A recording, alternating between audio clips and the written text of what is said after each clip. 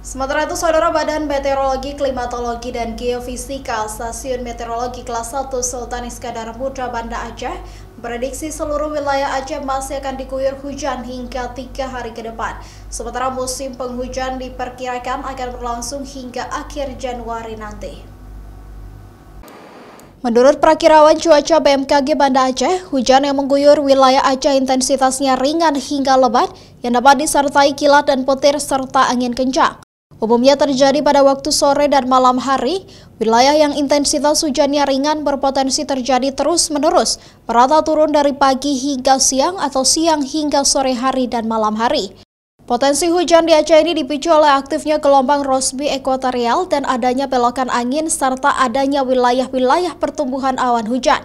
Anomali suhu muka laut di perairan utara dan barat Aceh juga memicu penguapan dan pertumbuhan awan hujan.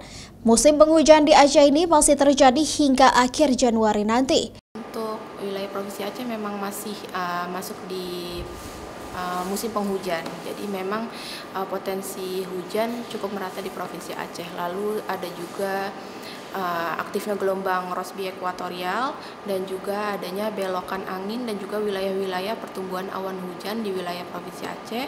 Lalu juga adanya anomali suhu muka laut di wilayah perairan utara dan juga perairan barat Aceh, sehingga memicu penguapan dan pertumbuhan awan hujan di wilayah-wilayah perairan Provinsi Aceh. Sementara itu, angin terpantau dari arah barat laut hingga timur laut Aceh dengan kecepatan 10 hingga 30 km per jam.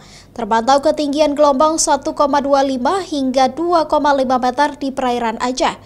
Walau masih normal dan aman untuk nelayan dan kapal penyeberangan, namun tetap diminta waspada terhadap potensi bencana di wilayah perairan karena cuaca dapat berubah-ubah.